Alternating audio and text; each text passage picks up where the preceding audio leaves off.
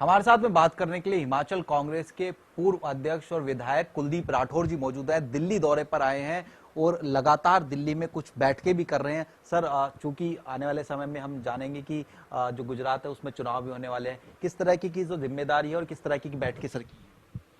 देखिए, आप जानते हैं कि पिछले दिनों गुजरात में कांग्रेस पार्टी का जो है सम्मेलन हुआ, हमारा एआईसीसी का सम्मेलन हुआ और इस वर्ष को संगठन का वर्ष घोषित किया गया है।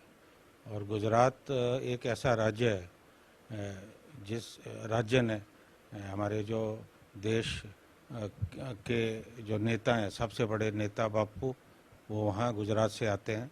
महात्मा गांधी जी, सरदार पटेल जी, और स्वतंत्रता आंदोलन में बहुत बड़ी भूमिका गुजरात की रही है।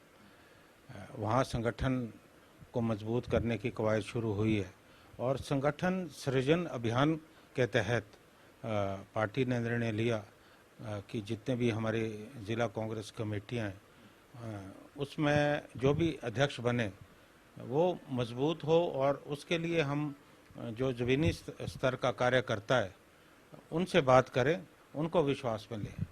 तो मुझे भी जो है गुजरात में सुरेंद्रनगर ज़िले का प्रभारी बनाया गया। आज जो है हमारे जनरल सेक्रेटरी ऑर्गेनाइजेशन वेणुगोपाल जी और हमारे जो पार्टी के महासचिव हैं मुकुल वासनिक जी गुजरात के प्रभारी भी हैं, उनके साथ जो है मेरी मीटिंग हुई और जो भी सुरेंद्रनगर ज़िले को लेकर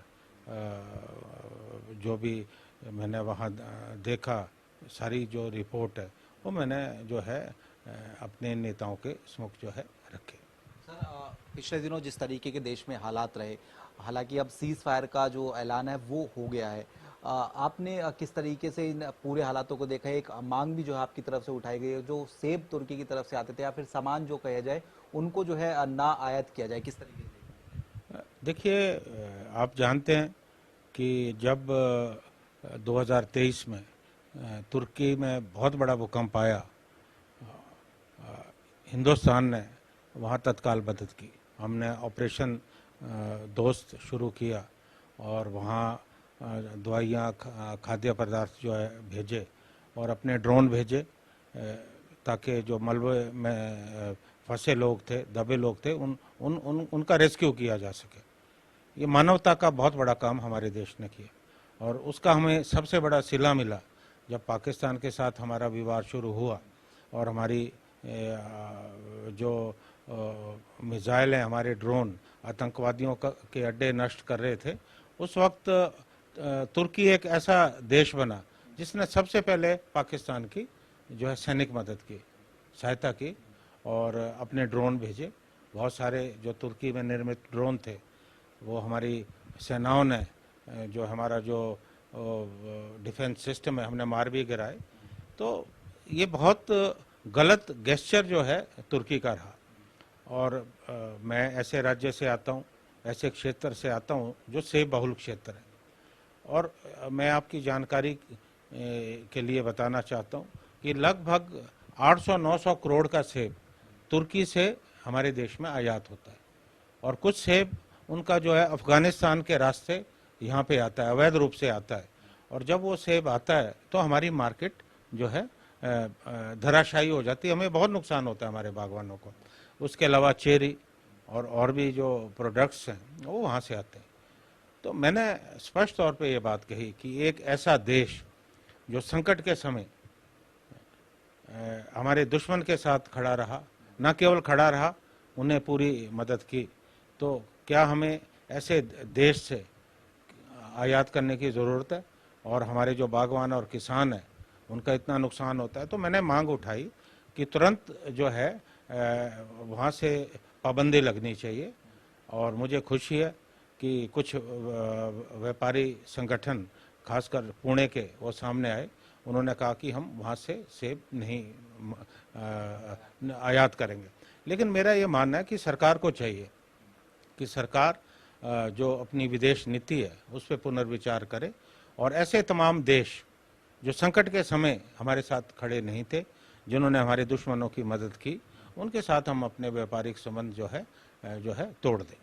इसके अलावा सर जिस तरीके से पूरा ये घटनाक्रम चल रहा था, वॉर लाइक सिचुएशन थी, सीज फायर का ऐलान जिस तरीके से हुआ और अमेरिका की जिस तरीके से इसमें भूमिका देखने को मिलती हुई नजर आई, हालांकि उन्होंने ये भी कह दिया कि कश्मीर का मसले को भी जो है सुलझाने की कोशिश करेंगे, किस तरीके से इस पूरे जो है सिनेरियो का आप देखते हैं? देखिए, आप जानते हैं कि जब ये आतंकवादी हमला हुआ उसके बाद कांग्रेस वर्किंग कमेटी की जो बैठक हुई उसमें भी हमने प्रस्ताव पारित किया और ऑल पार्टी मीटिंग में कांग्रेस का स्टैंड बिल्कुल स्पष्ट था। हमने कहा कि सरकार जो भी पाकिस्तान के खिलाफ, आतंकवाद के खिलाफ कोई भी कदम उठाती है, हम सरकार के साथ जो है मजबूती से खड़े हैं और हमारा फर्ज भी बनता था कि पूरा देश ऐसे समय इकट्ठा नजर आए।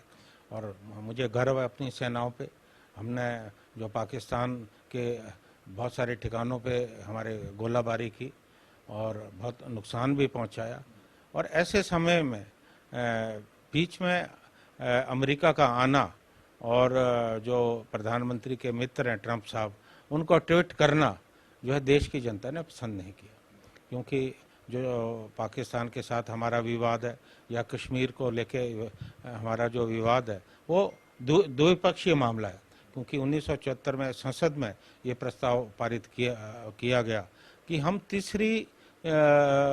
किसी तीसरे की दखल अंदाजी या हस्तक्षेप हम बर्दाश्त नहीं करेंगे। There will be no third party intervention in this matter. तो आज अगर अमेरिका बीच में घुसने का प्रयास कर रहा है तो वो हमारा जो प्रस्ताव है उसके भी खिलाफ है और मुझे लगता है कि हमें किसी मध्यस्थता की जरूरत नहीं है।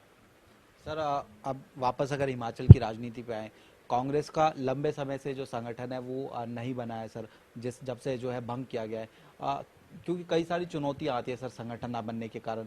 किस तरीके से आप इस पूरे जो है घटनाक्रम को देख रहे हो और जल्द बनना चाहिए या फिर किस तरह की उम्मीदें हैं सर?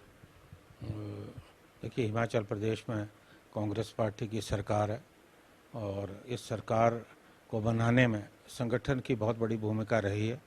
और मुझे ऐसे समय में जब संगठन में बहुत ज़्यादा बिखराव था, पार्टी आला कमान ने अध्यक्ष के रूप में जिम्मेवारी दी और मुझे इस बात की खुशी है कि मैंने पार्टी में गुटबंदी पे लगाम लगाकर जो 4 उपचुनाव, एक पार्लियामेंट और 3 विधानसभा के हमने जीते, और ये बहुत बड़ी बात थी। और 4 हमारे जो नगर निगम के चुनाव हुए तो 2-2 पे हमने बराबरी की और हिमाचल में एक ऐसा माहौल बनाया कि आज हमारी सरकार है।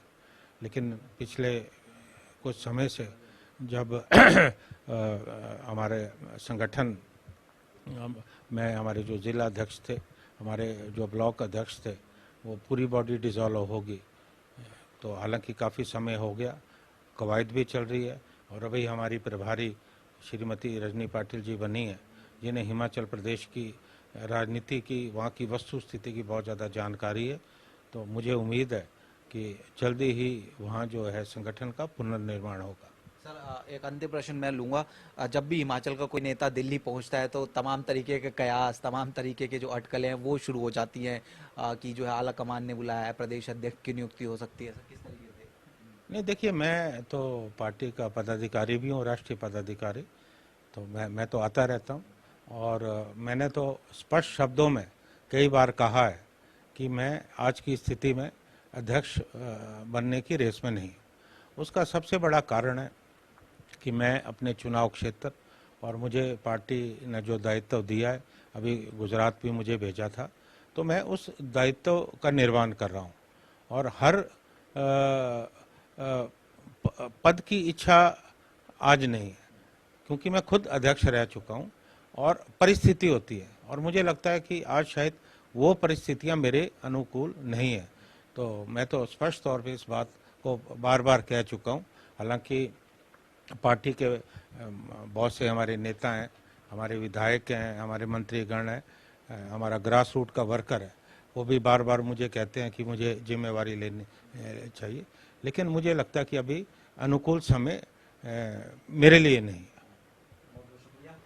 तो हमारे साथ में बात करने के लिए कुलदीप राठौर जी थे, जनता टीवी से तमाम मसलों को लेकर खास बातचीत कर रहे थे। कैमरामैन मोहित के साथ स्पर्श शर्मा, जनता टीवी, दिल्ली।